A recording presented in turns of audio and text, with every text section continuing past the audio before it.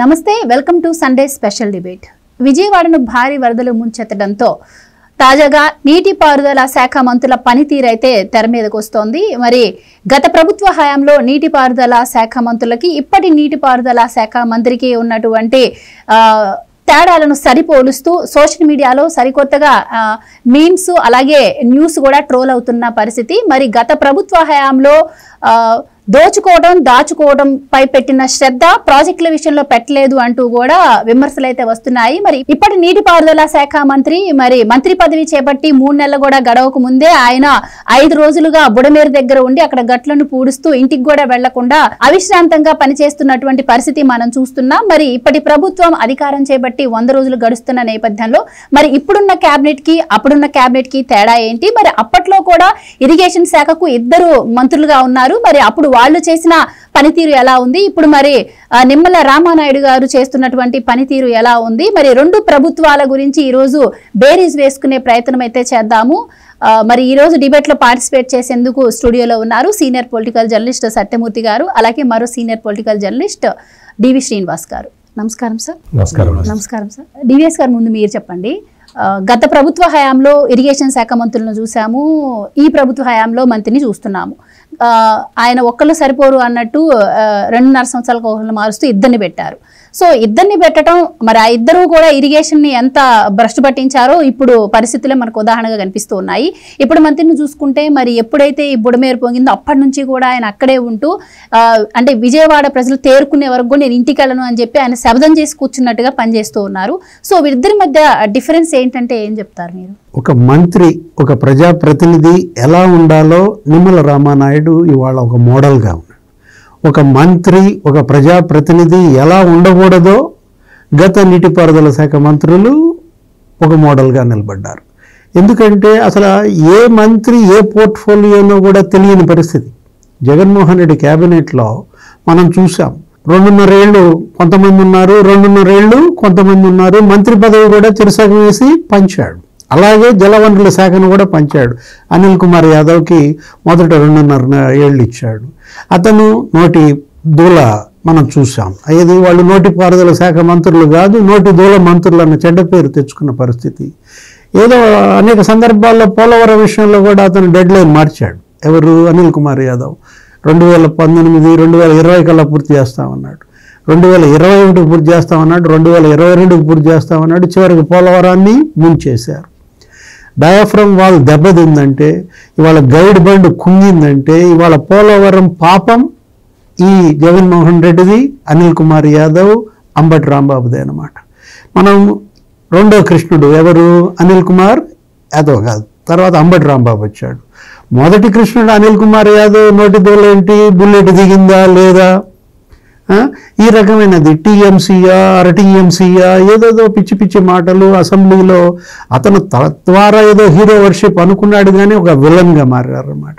అంబటి రాంబాబు అసలు ఆయనే చెప్పాడు, ఇప్పటికీ నాకు అసలు పోలవరం అర్థం కాలేదంటాడు. పోలవరం 3 ఏళ్ళు మంత్రిగా ఎలగబెట్టిన నీకు ఇంకా అర్థం కాలేదంటేనే అతని యొక్క సమర్థత.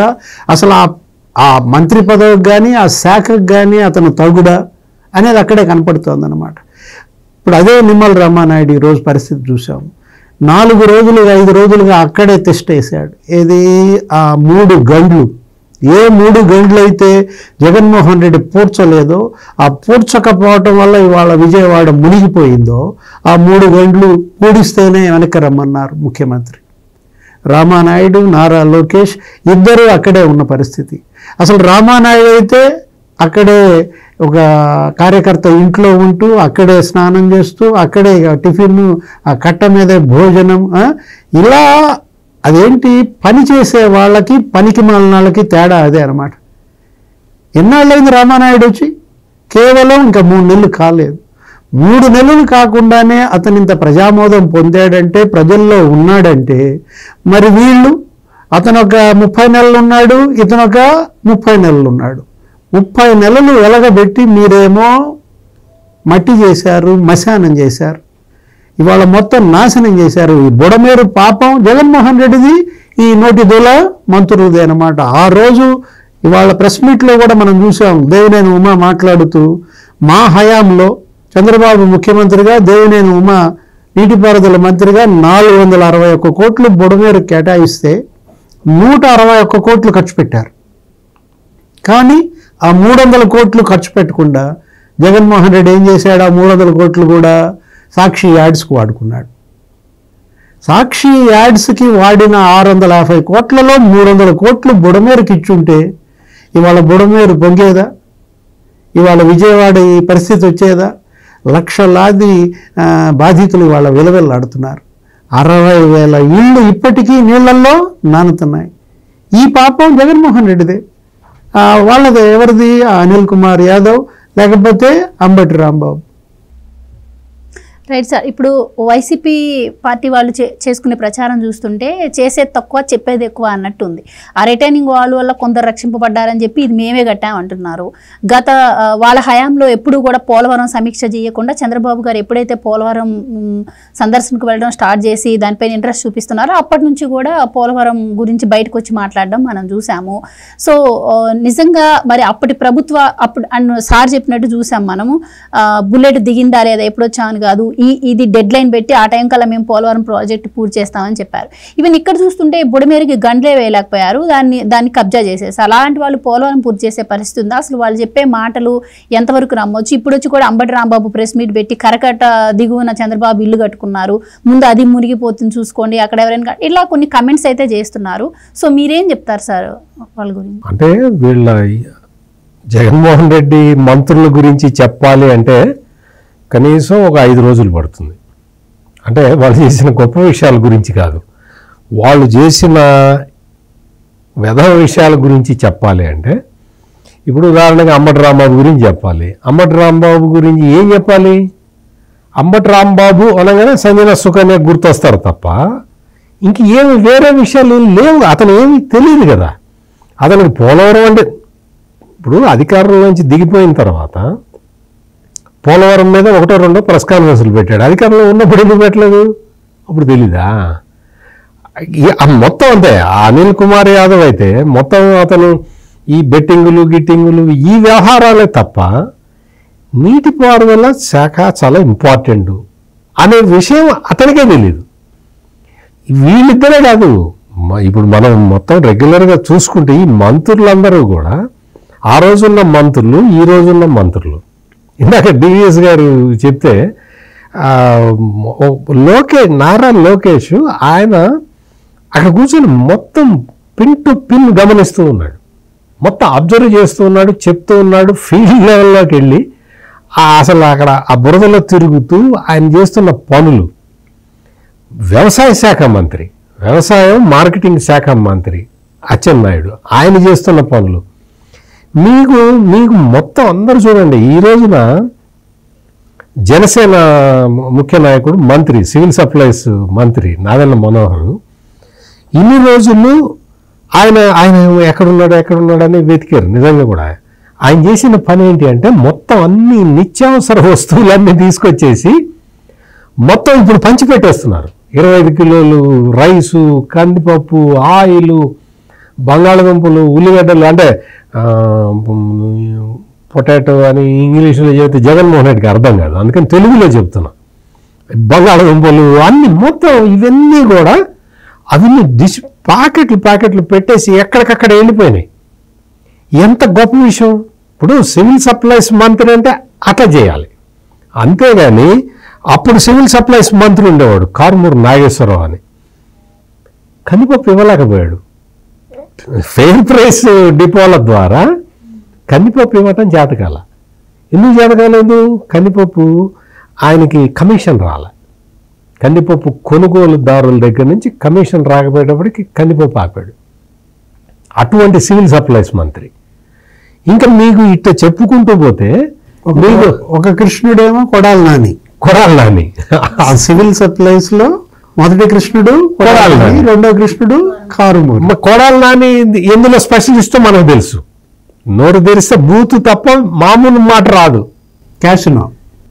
క్యాసినోలు అరేంజ్ చేసుకోవటం ఈ పనులలో అతను బిజీగా ఉండేవాడు. ఆ సన్నబియ్యం ఇస్తానని జగన్మోహన్ రెడ్డి చెబితే ఎవడు మీ అమ్మ మొగుడు చెప్పాడా సన్నబియ్యం ఇస్తానని? జగన్మోహన్ రెడ్డిని తిట్టిన బ్యాచ్ ఇదంతా. అంటే ఈ టైపులో ఆనాటి మంత్రులకి ఈనాటి మంత్రులకి చూసుకుంటే మీకు అసలు ఒక్కళ్ళు కాదు, ఇద్దరు కాదు. ఇప్పుడు ఆ రోజు విడుదల రజని అని ఒక ఆమె ఉండేది, హెల్త్ మెడికల్ అండ్ హెల్త్ అని మనం చెప్పాలి. అమ్మ నీ శాఖ మెడికల్ అండ్ హెల్త్ అని మనం చెప్పాలి. ఆమెకి ఎంతసేపటికి మేకప్ మీద శ్రద్ధ తప్ప డిపార్ట్మెంట్ మీద శ్రద్ధ ఉండదు. ఇప్పుడు ఈరోజు చూడండి, భారతీయ జనతా పార్టీకి సంబంధించిన సత్యకుమార్ యాదవ్ హెల్త్ మినిస్టర్. మీరు చూశారు కదా విజయవాడ ఫ్లడ్స్లో, ఫ్లడ్డింగ్ స్టార్ట్ అయిన దగ్గర నుంచి మొత్తం మెడిసిన్స్, ఆ తర్వాత వారం రోజులకి మెడిసిన్స్ అవసరం అవుతాయి, 4 రోజుల తర్వాత మెడిసిన్స్ అవసరం అవుతాయి. ఆ మెడిసిన్స్ ఎట్లా ప్రొక్యూర్ చేయాలన్న దాని మీద అతను ఫుల్ బిజీ ఉన్నాడు. మొత్తం మెడికల్ క్యాంపులు, మొబైల్ మెడికల్ క్లినిక్స్ తీసుకొచ్చి పెట్టేశారు. ఇవన్నీ ఎట్లా వస్తున్నాయి అంటే, మీకు ఉదాహరణకి ఒక తెలుగుదేశం మంత్రి, ఒక బీజేపీ మంత్రి, ఒక జనసేన మంత్రి గురించి చెప్పా. మరి వీళ్ళందరినీ కోఆర్డినేట్ చేసింది ఎవరు? చంద్రబాబు నాయుడు. ఆయన ముఖ్యమంత్రిగా వీళ్ళందరినీ కోఆర్డినేట్ చేసుకుంటూ ఎప్పటికప్పుడు రివ్యూలు పెడుతూ, ఆయన ఇప్పటికే 5 రోజులైంది, 6 రోజులైంది వాళ్ళ ఇంటికి వెళ్ళి అక్కడే ఉంటున్నాడు ఆయన. మంత్రులందరూ కూడా, పెద్ద పెద్ద మంత్రులందరూ కూడా వాళ్ళు పారిశుద్ధ్య కార్యక్రమాల్లో పాల్గొంటున్నారు, పార్టిసిపేట్ చేస్తున్నారు.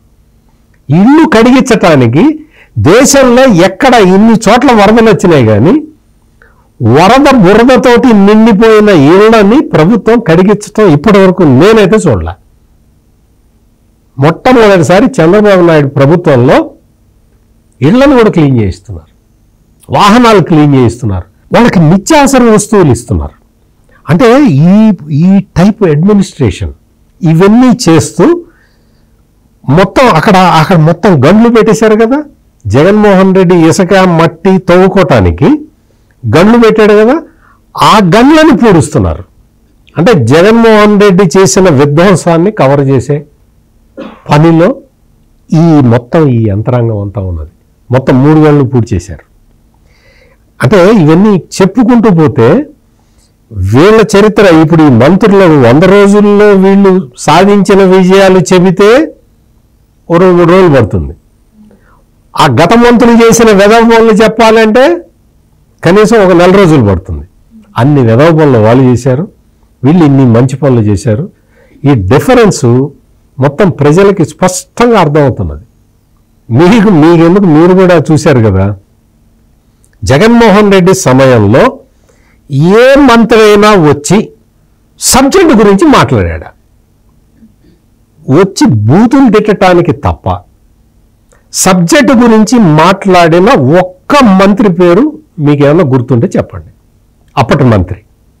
ఇప్పుడు మంత్రులు ఎవరికి వాళ్ళు వచ్చి వాళ్ళ సబ్జెక్టు మాట్లాడుతున్నారు తప్ప ఎవరన్నా ఎక్స్ట్రా ఏమన్నా మాట్లాడుతున్నారు, ఎవరి శాఖ గురించి వాళ్ళు మాట్లాడుతున్నారు, రివ్యూ చేస్తున్నారు, చెప్తున్నారు. ఆఫీసర్లతోటి సమీక్షా సమావేశాలు, మొత్తం బయటకు వచ్చి ఆ మీటింగ్లో ఏమేమి నిర్ణయాలు తీసుకున్నారో చెప్పటం, ఈ తరహాలో పరిపాలన సాగుతున్నది. ఇది చూసి ప్రజలు చాలా సంతోషపడుతున్నారు. ఆ చేంజ్ వాళ్ళకి కనపడుతున్నది. Right sir. అంటే రాజును బట్టే రాజ్యం ఉంటుంది అంటారు. మరి అయితే ఇప్పుడు ముఖ్యమంత్రులను బట్టే ఆ మంత్రుల పనితీరు కూడా ఉంటుంది. అంటే ఇప్పుడున్న క్యాబినెట్కి అప్పుడున్న క్యాబినెట్కి డిఫరెన్స్ ఏంటంటారు? అంటే ఇప్పుడు చంద్రబాబు గారు స్వయంగా క్షేత్రస్థాయిలో పర్యటిస్తూ అందరికీ సహాయం చేస్తుంటే చంద్రబాబు సహాయం చేయడంలో ఫెయిల్ అయ్యారు అని చెప్పి జగన్మోహన్ రెడ్డి అండ్ గ్రూప్ ప్రచారం అయితే చేస్తున్నారు. మరి ఆయన హయాంలో కూడా కొన్ని ఇలానే జరిగాయి. మరి అలాంటి టైంలో ఆయన ఎలాంటి సహాయ సహకారాలు అందించారు? అలాగే 2 క్యాబినెట్లకి ఉన్న డిఫరెన్స్ ఏంటంటే ఏం చెప్తారు? అప్పటి ముఖ్యమంత్రి జగన్మోహన్ రెడ్డి ఇంట్లో నుంచి బయటకు రాడు, ఇప్పటి ముఖ్యమంత్రి చంద్రబాబు ఇంటికి వెళ్ళాడు. ఇదే పెద్ద తేడా.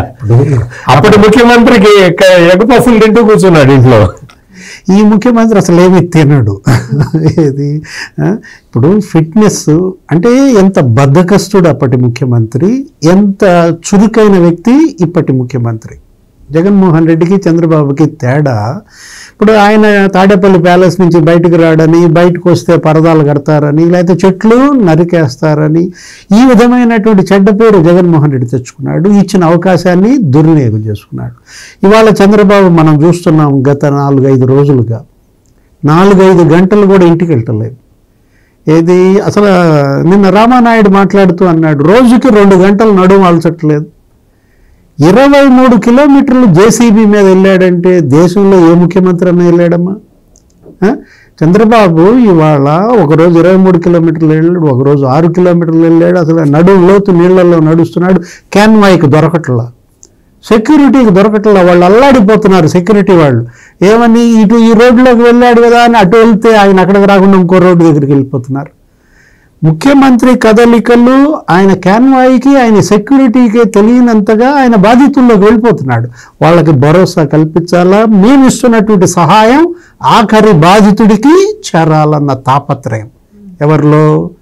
చంద్రబాబు నాయుడులో.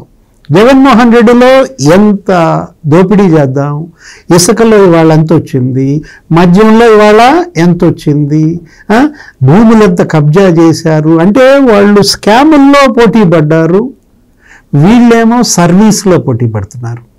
తేడా ఏంటి అంటే ఇది సేవ చేసే మంత్రివర్గం.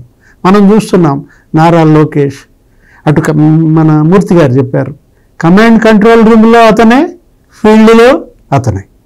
కమాండ్ కంట్రోల్ రూమ్లో ఉంటూ మొత్తం ఎక్కడెక్కడ ఏమేమి కార్యక్రమాలు జరుగుతున్నాయి ఏంటి అంత దిశా నిర్దేశం తనే చేస్తున్నాడు. మరోవైపు రామానాయుడుతో పాటు వెళ్ళాడు, ఆ గండ్ల దగ్గర కూర్చున్నాడు. వాళ్ళ నానే చెప్పాడు ఏమని, ఆ 3 గంటలు పూడిస్తే తప్ప నువ్వు రావద్దన్నాడంట. చంద్రబాబు కొడుకుకి ఆయన ఇచ్చినటువంటి ఆదేశం. అంటే కొడుకు అంటూ ఆయనకేమో అసలు ఇదేమీ ఉండదన్నమాట. ఎవరైనా అంతే, అతను పని చేస్తాడు, వీళ్ళంతా కూడా పని చేయాల్సిందే. మనం చూసాం నారాయణ మున్సిపల్ శాఖ మంత్రి, అదే పారిశుద్ధ్య దళం ఒకటి తయారైంది. 10,000 మందితో పారిశుద్ధ్య దళం ఇవాళకంతా చెత్త శుభ్రం చేస్తున్నా, మొత్తం అంతా ఎత్తిపోస్తున్నారు, వీధులన్నీ శుభ్రం చేస్తున్నారు. అసలు ఇన్నోవేషన్ ఏంటి, ఒక కొత్త ఆవిష్కరణలు. ఇప్పుడు ఈ విపత్తులో ఇవాళ ఏం జరిగింది, ఫైర్ ఇంజిన్ వాడారు బురద మీదకి. ఊహించగలవా నువ్వు? ఇళ్లల్లో బురద ఫైర్ ఇంజిన్తో వదలగొడతాం ఇదే ఫస్ట్ టైం నేను చూడటం దేశ చరిత్రలో అనమాట. ఒక్కొక్క ఫైర్ ఇంజిన్ మరి తీసుకొచ్చి అది రోజుకి 100 ఇళ్ళు శుభ్రం చేస్తుంది, 300 ఇళ్ళు శుభ్రం చేస్తుంది. అలాంటి 100 ఫైర్ ఇంజిన్లతో నీకు అటు వీధుల్లో బురద వదలగొడుతున్నారు, ఇళ్లల్లో బురద వదలగొడుతున్నారు, చేతులెత్తి దండం పెడుతున్నారు ఆ ఇళ్లల్లో మహిళలు. ఈ బురద మా ఇంట్లోది కడగాలంటే కనీసం 4-5 వారం రోజులు పట్టేది, నడువులు వంగేయి, స్వామి నీకు దండం అని చెప్పి దండం పెడుతున్నారు.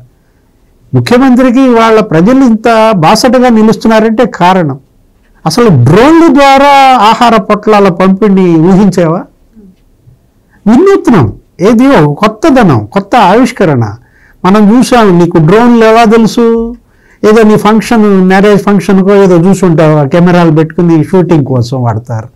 అలాంటి డ్రోన్స్తో వాటర్ ప్యాకెట్లు, ఈ మెడిసిన్ కిట్లు, ఆహార ప్యాకెట్లు పంపిణీ చేస్తూ లాస్ట్ మైల్ వరకు కూడా తను ఇచ్చేటటువంటి ఆ సహాయం చేరాలన్న ముఖ్యమంత్రి తాపత్రయం. అరే నిన్న చూసావు కదా, ఆ రైలు బ్రిడ్జ్ ఎక్కాడు. ఓ స్వామి నీకు దండం. ఏంటి ఆ రైలు బ్రిడ్జ్ ఎక్కితే ఏంటది? సింగిల్ ట్రాక్ అసలు సూపర్ ఫాస్ట్ ఎక్స్ప్రెస్ వచ్చేసింది. ఆయన ఏదో గడ్డర్ మీద నుంచున్నాడంట. అక్కడ ఉండే ఆ నీటి ప్రవాహాలు చూడటానికి ఆయన రైల్వే బ్రిడ్జ్ ఎక్కాడని, ఇవాళ ఆయన ప్రజాసేవలో ప్రాణాలను కూడా పణంగా పెడుతున్నాడని. అంటే గత ముఖ్యమంత్రి ఏమో ప్రాణాలు తీసే ముఖ్యమంత్రి, సొంత బాబాయ్ ప్రాణాలే తీశారని ఇవాళ కేసుల్లో ఇరుక్కున్నారు. 7-8 నిందితులుగా ఉన్నారు. 9-10 నిందితులు కూడా రేపో మాపు బయటకు వస్తారంటున్నారు. అతను ప్రాణాలు తీసే ముఖ్యమంత్రిగా అతను చెడ్డ పేరు తెచ్చుకుంటే ఈయన ప్రాణాలు నిలబెట్టే ముఖ్యమంత్రిగా ప్రజాసేవ కోసం అసలు తన ప్రాణాలనే పణంగా పెడుతున్నటువంటి వ్యక్తిని మనం ఇక్కడ చూస్తున్నాం అన్నమాట. డిప్యూటీ సీఎంలు అప్పటికి ఇప్పటికీ ఎంత తేడా? అప్పుడు డిప్యూటీ సీఎంలు 5 ఉన్నారు. ఏది ఎందుకు ఆ 5 ఏం చేశారు గుర్తు? డిప్యూటీ సీఎంలు వాళ్ళకే తెలియదు. నారాయణ స్వామి, ఆమె ఎవరో ఒక లేడీ, రకరకాలుగా మన ఆళ్ళ నాని, అందరూ వాళ్ళు ఎక్కడున్నారు? ఆళ్ళ నాని అయితే అసలు రిజైన్ చేసేసినట్టున్నాడు. ఒక డిప్యూటీ సీఎం ప్రత్యక్ష రాజకీయాలకే గుడ్ బై చెప్పాడు. By by Jagan, by by YCP అని చెప్పేసిన పరిస్థితి. ఇప్పుడు డిప్యూటీ సీఎం ఆయనకి వాళ్ళ మరి నిన్న వైరల్ ఫీవర్ అంట. పాపం వైరల్ ఫీవర్ ఉన్నా సమీక్షలు చేస్తున్నట్టున్నాడు పవన్ కళ్యాణ్. 6 కోట్లు ఇచ్చి పారేశాడు. తన డిప్యూటీ సీఎంకి తనే టికెట్ ఇవ్వలేదు జగన్మోహన్ రెడ్డి. డిప్యూటీ సీఎంను పెట్టి ఎలక్షన్లో వచ్చేసరికి అతనికి టికెట్ ఇవ్వలేదు. 6 కోట్లు అతని కష్టార్జితం ఇచ్చాడు ఎవరు? పవన్ కళ్యాణ్. చెరొక రాష్ట్రానికి చెరొక కోటి ఇచ్చాడు. 4 కోట్లు అసలు పంచాయతీలకు ఇచ్చేశాడు. ఒక్కొక్క పంచాయతీకి ₹1,00,000 చొప్పున 400 పంచాయతీలకి 4 కోట్లు ఇచ్చాడు. అతను కష్టపడి సంపాదించుకుంది సినీ పరిశ్రమలో. ఇలా జగన్మోహన్ రెడ్డి లాగా మైనింగ్ అతనికి ఏమి లేదు, మైనింగ్ మాఫియా.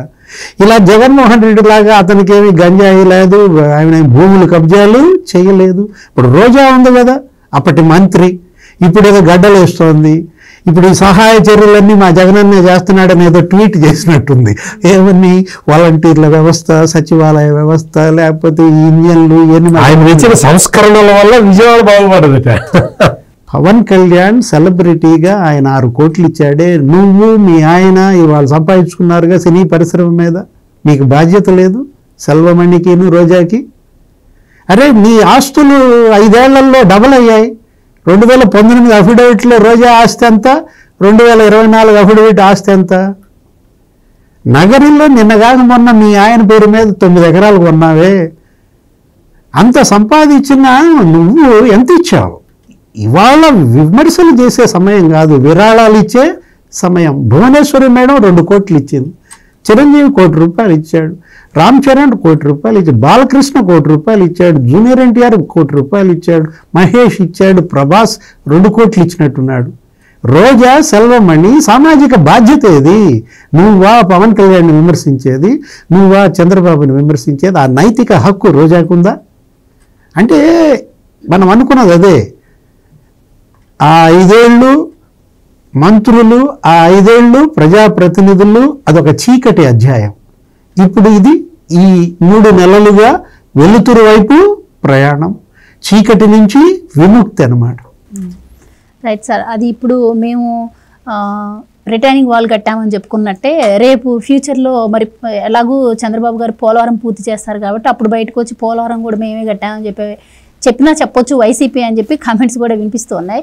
అయితే ఇక్కడ ముఖ్యంగా చంద్రబాబు విజనరీ గురించి మనందరికీ తెలిసింది. క్షేత్రస్థాయిలో ఆయన ఉండి అంటే రేపటి కోసం చేసే కార్యక్రమాలు, ముఖ్యంగా శివరాజ్ సింగ్ చౌహాన్ కేంద్ర మంత్రి ఎవరైతే ఉన్నారో ఆయనే వచ్చి స్వయంగా చెప్పారు, అంటే డ్రోన్ల ద్వారా ఆహారం అందించడం నేను ఫస్ట్ టైం చూస్తున్నాను అని చెప్పి.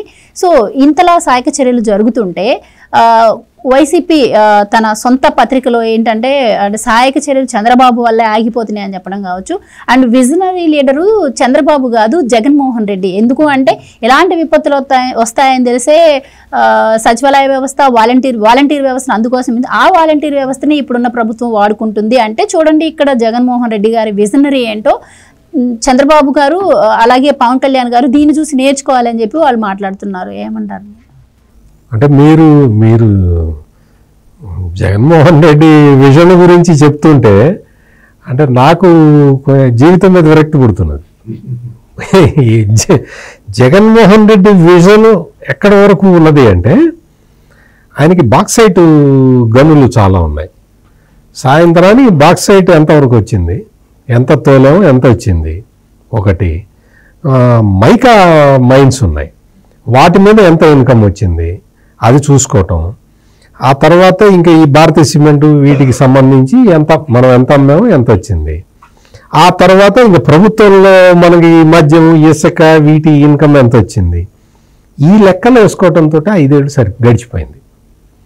ఆయన విజన్ ఏంటి అంటే ఈ 5 ఏళ్లలో అధికారం మళ్ళీ రాదు కాబట్టి ఈ 5 ఏళ్లలో సంపాదించుకున్న దాంతో ఇంకొక 30 ఏళ్ల పాటు సోషల్ మీడియాని నడుపుకోవటానికి మనం సంపాదించుకున్నాడు. ఇప్పుడు ఆ సోషల్ మీడియా మూకని వాళ్ళ జగన్మోహన్ రెడ్డి దగ్గర చాలా ప్రత్యేకత. అందరూ కూడా నేర్చుకోవాల్సిన పాయింట్ ఏంటంటే తన సైకాలజీని అందరికీ ఎక్కించాడు. జగన్మోహన్ రెడ్డి ఎట్లా సైకోలాగా ఎట్లా ప్రవర్తిస్తాడో అట్లా ఆయన రిప్లికాల్ని ఒక 10,000 మందిని తయారు చేసుకున్నాడు. మొత్తం అసలు రోబో సినిమాలో మనం రజనీకాంత్ని చంపుతుంటే 100 మంది వస్తారు, 1000 మంది వస్తారు కదా, అట్లా ఆ టెక్నాలజీ మరి డైరెక్టర్ శంకర్ దగ్గర నుంచి మరి తెలుసుకున్నాడో ఏంటో. జగన్మోహన్ రెడ్డి ఆ టెక్నిక్ పట్టి ఏం చేశాడంటే మొత్తం తనలాగా వికృత మనస్తత్వం ఉన్న వ్యక్తుల్ని కొన్ని 1000 మందిని తయారు చేసి వదులుతూనే ఉన్నాడు. అసలు వాళ్ళు వచ్చి వాళ్ళు చెప్తారు మొత్తం అన్నయ్య చేశాడు, మొత్తం జగనన్నే చేశాడు. అసలు జగనన్న లేకపోతే ఈ మానవాళి అంతమైపోయేదని చెప్తున్నారు. అసలు మొత్తం మానవాళి మొత్తం సర్వనాశనం అయిపోయేది జగనన్న లేకపోతే. అంత అద్భుతమైన నాయకుడు అని చెప్తూనే ఉన్నారు. అరే విజయవాడలో ఇట్లా వరద వచ్చినాయా, ఇట్లా నీళ్ళు వచ్చినాయా, ఆ నీళ్లు వాళ్ళ ప్రజలు అన్నము రామచంద్రరావుని అలమటిస్తున్నారు అని చెప్పటం వేరు, నువ్వు అసలేం రావట్లేదు అని చెప్పటం వేరు. వాళ్ళేమో మాకన్నీ వస్తున్నాయని వాళ్ళు చెప్తున్నారు. నువ్వేంటి ప్రచారం మొత్తం అంత ప్రచారం చేసి మామూలుగా నేను చూసా ఒక క్లీన్గా ఒక రోడ్డు మొత్తాన్ని క్లీన్ చేసి మొత్తం అటు ఇటు మొత్తం ఆ బ్లీచింగ్ పౌడర్ వేసేసి ఆ వీధిని శుభ్రం చేసి పెడితే దాని మీద ఎవడో ఒకడు కూర్చొని ఈ వీధి అంతా కూడా పాత ఫోటో తీసి పెట్టారు అని చెప్తున్నాడు. ఒక అమ్మాయి వచ్చేసి మొత్తం ఒక 50 శవాలు తేలుతున్నాయి నా కళ్ళ ముందరే, 50 శవాలు అట్లా తేలుతుంటే శవాలు కుళ్ళిపోయి వాసన వస్తుంటే నా పసిపిల్లాడు ఇబ్బంది పడుతున్నాడని చెప్పింది. అంత ఇటువంటి అద్భుతమైన నటుల్ని ఎక్కడ తెస్తున్నాడో అర్థం కావట్లేదు జగన్మోహన్ రెడ్డి. ఇటువంటి సైన్యాన్ని తయారు చేసుకొని మొత్తం ఈ సైకో సైన్యం అంతా కూడా మొత్తం దాడి చేస్తున్నది. అసలు మామూలుగా అంత ముందర ఒకసారి వచ్చింది మిడతల దండని వచ్చి మొత్తం పంట నాశనం చేసిపోతాయి అవి. అప్పుడు 1000 ఎకరాలు అసలు ఆ మిడతల్ని పారదోలటానికి కేంద్ర ప్రభుత్వం మిలిటరీని కూడా ఉపయోగించింది. ఆ తరహాలో ఇప్పుడు ఈ జగన్ సోషల్ మీడియా సైన్యం సమాజం మీద విషాన్ని చల్లుతున్నది. మొత్తం ఇది చేస్తున్నది జగన్మోహన్ రెడ్డి. ఆ బుడమేరికి పెట్టిన గన్లేమో చంద్రబాబు నాయుడు పూడ్చాలి. చంద్రబాబు చూసావా ఆ వెహికల్స్ అన్నీ కూడా జగనన్న ఉన్నవే అని చెప్తాడు ఒకడు వచ్చి. ఇంకొకడు వచ్చి అసలు విజయవాడలో ఈ మొత్తం రోడ్లు వేసిందే జగన్మోహన్ రెడ్డి అంటాడు ఇంకొకడు వచ్చి. ఈ టైపులో వాళ్ళు ప్రచారం చేసుకుంటూ ఎక్కడ ఇప్పుడు ₹1 కోటి ఇచ్చాడు డివిఎస్ గారు విరాళం ₹1 కోటి ఇచ్చాడు. ₹1 కోటి ఎక్కడ ఇచ్చాడండి?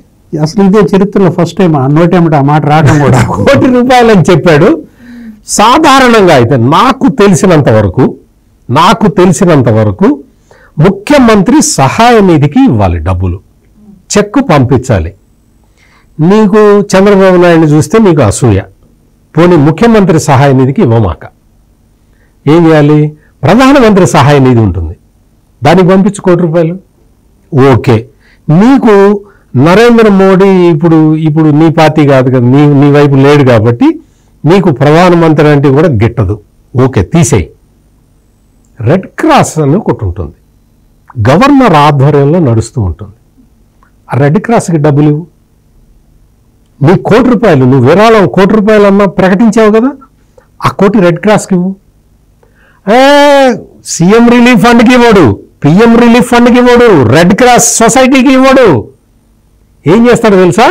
బొత్స సత్యనారాయణకి చెప్పి ఒక 100 పాల ప్యాకెట్లు తీసుకొచ్చి ఆటోలో తెచ్చాడు. ఆటోలో తెచ్చి ఇచ్చేసి పాల ప్యాకెట్లు పంచిన జగనన్న 100 పాల ప్యాకెట్లు ₹1 కోటి. అంటే ₹1 కోటి పరిహారం డిక్లేర్ చేస్తే దాని మీద కనీసం ఇంకో ₹1 కోటి పెట్టి దాన్ని ప్రచారం చేసుకున్నాడు. ఈ కోటి ఇవ్వాలా?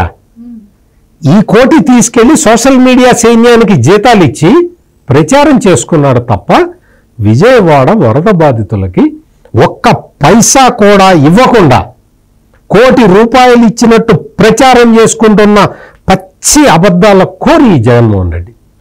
మీరు అనొచ్చు ఇప్పుడేనా అండి అని. ఇప్పుడు కాదు, అంతకు ముందు కూడా ఇదే విధంగా ₹1 కోటి పరిహారం డిక్లేర్ చేసి ఒక్క పైసా ఇవ్వాల ఈ జగన్మోహన్ రెడ్డి. అప్పుడు డిక్లేర్ చేశాడు ₹1 కోటి.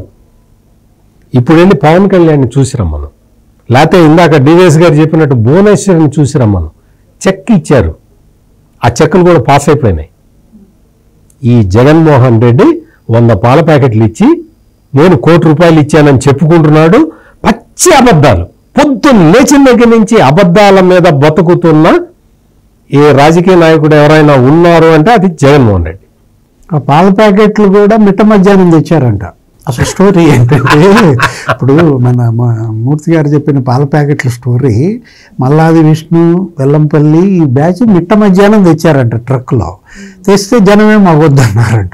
ఏమంటే మాకు ఫ్రిడ్జ్లు చెడిపోయినాయి, మీరు ఇచ్చిన పాల ప్యాకెట్లు ఇప్పుడు ఏమి పొద్దున వాళ్ళు ఇచ్చారు, నైట్ ఇస్తే తీసుకునే వాళ్ళం కానీ ఇప్పుడు నిలబెట్టుకోలేము. అవి ఫ్రిడ్జ్లన్నీ పాడైపోయినాయి, అంతే కదా. పాల ప్యాకెట్లు తిరగొట్టారు, తెచ్చిన పాల ప్యాకెట్లు కూడా తీసుకుపోయారంట. కాబట్టి అతను ఇచ్చిన విరాళం ఇలా ఉంటుంది. ఏది జగన్మోహన్ రెడ్డి విరాళం. కొన్ని చేతులు అంతేనమ్మా, ఇవ్వడానికి చేతులు రావు, తీసుకోవడానికే తప్ప. మరికొన్ని చేతులు ఉంటాయి, అవి అసలు తీసుకోవు. ఆ చేతుల పని ఇవ్వడమే వాటి పని అన్నమాట. ఇది ఏంటంటే మనస్తత్వాలు. మనం ఇంతకుముందు ఒకసారి చెప్పుకున్నాం, జగన్మోహన్ రెడ్డి ఫోన్కి అవుట్ గోయింగ్ ఉండదంట, అంతా ఇన్కమింగే. నువ్వు చేస్తే మాట్లాడితే వింటాడు తప్ప తను ఫోన్ చేయడు, ఎందుకంటే మళ్ళీ రూపాయి అయిపోద్దా పైసా అయిపోద్దా అన్నట్టుగా. ఇవాళ రిటైనింగ్ వాల్ అడిగావు, ఏది కరకట్ట రిటైనింగ్ వాల్, అది ఇప్పటిది కాదు. కృష్ణా కరకట్ట రిటైనింగ్ వాళ్ళు కొడాలి నాని దాని మీద కూర్చొని షో చేసిన, అనిల్ కుమార్ యాదవ్ దాని మీద నుంచుని డ్యాన్స్ వేసిన, ఆ మధ్య ఒకడు జర్నలిస్ట్ లాంటి ఒకడు కుర్రాడు ఒకడు వచ్చి ఇదిగో ఈ కరకట్ట మేము కట్టామని చెప్పి అతను కూడా ఏదో ఓ పిల్లగాడు, వాడు ఇప్పుడు ఎవరు అర్థం కావట్లేదు, ఎక్కడికి వెళ్ళాడు తెలియదు. సోషల్ మీడియా అంటే చెబుతున్నా, ఒక పిల్లగాడు అప్పట్లో హడావుడి చేశాడు. అసలు ఆ కరకట్ట ఆ రిటైనింగ్ వాల్ 2011 అది. అప్పుడెప్పుడో కాంగ్రెస్ ప్రభుత్వం కిరణ్ కుమార్ రెడ్డి వాళ్ళు ఫస్ట్ 40 కోట్లు పెట్టారు. ఆ తర్వాత చంద్రబాబు విభజన జరిగినాక దాన్ని 90 కోట్లకి పెంచారు. 2014లో బిగిన్ చేసుకుంటూ వచ్చారు. అది 3 ఫేసులు. 3 ఫేసుల్లో 60% వరకు చంద్రబాబు కంప్లీట్ చేశాడు. 60% రిటైనింగ్ వాళ్ళు కట్టింది ఆయన టైంలో. దాన్ని ఏం చేశారు, శ్రీనివాస్ అనే ఒక ఈఈ వచ్చి చేసి, ఇది ఇలా కాదంటే దీనికి కొంచెం ఐరన్ ఫెన్స్ వేయాలా, స్టీల్ వేయాల్సిందే, లేకపోతే ఆ ఉధృతి తట్టుకోలేదు అంటే మళ్ళా 90 కోట్ల బడ్జెట్ చంద్రబాబు ఏం చేశాడు, 130 కోట్లకు పెంచాడు. 130 కోట్లకు పెంచి అది మామూలుగా కోటినగర్ నుంచి వారధి దాకా తీసుకొచ్చారు. ఇప్పుడు ఇంకా జగన్మోహన్ రెడ్డి ఏం చేశాడు, ఒక 20% చేశాడు, కంటిన్యూ చేశాడు. ఇది మాత్రం మిగతా వాటిలాగా నాశనం చేయకుండా పోలవరం పండబెట్టినట్టు, అమరావతిని చంపేసినట్టు 20% అక్కడ తీసుకెళ్లారు. ఏదో మొత్తానికి మల్లాది విష్ణు ఎవరో పాటుపడ్డట్టున్నారు, అయ్యా మా ఓట్లు పోతాయనో ఏదో. ఇంకా ఉంది ఏది, ఇంకా 20% వర్క్ కంప్లీట్ చేయాలా. ఇప్పటికి జరిగింది 2 ఫేజ్లే. చంద్రబాబు 1.5 ఫేజ్ చేస్తే ఇతను చేసింది హాఫ్ ఫేజ్ చేశాడు, అర ఫేజ్ చేశాడు. ఇంకొక ఫేజ్ చేయాలి. ఏది, ఆ రిటైనింగ్ వాళ్ళ చరిత్ర. వాస్తవాలు ఇలా ఉంటే కరకట్ట నేనే కట్టాను, లేకపోతే రిటైనింగ్ వాళ్ళు నేనే కట్టాను. ఖమ్మంలో కూడా నీకు గుర్తుందో లేదో భద్రాచలం మునిగిపోయింది మొన్న ఫ్లడ్స్లో. మునిగిపోతే చంద్రబాబు వెళ్ళాడు చూడటానికి. ఈ కరకట్ట మీరు కట్టారంటే ఉమ్మడి రాష్ట్రంలో ఉన్నప్పుడు ముఖ్యమంత్రి కానీ ఆయన మీద పూలు జల్లారు, పూల బాట మీద నడిపించారు. ఏది, ఆ భద్రాచలం ఆ రోజు మునిగిపోయిన వాళ్ళంతా మీరు కట్టిన కరకట్టతో మేము బతికామని. ఇది నిర్మాణం.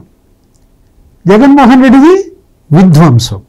ఇటుక వీళ్ళు పేర్చి కడుతుంటే వాళ్ళేమో ఆ ఇటుకలు కూలగొట్టే పనే పడ్డారు. మన సోషల్ మీడియా గురించి చెప్పారు మూర్తి గారు.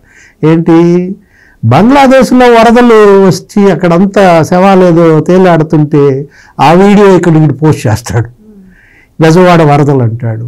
ఇంకో దరిద్రుడు ఉన్నాడు ఒక సోషల్ మీడియాలో, వాడేంటి ఫైర్ ఇంజిన్తో బురద కొడుతుంటే మీ కులం ఏంటి అని అడిగి ఒక కులం వాళ్ళ ఇళ్లలోనే బురద కొడుతున్నారంట. అక్కడ ఎలా జరుగుద్దా ఎక్కడన్నా?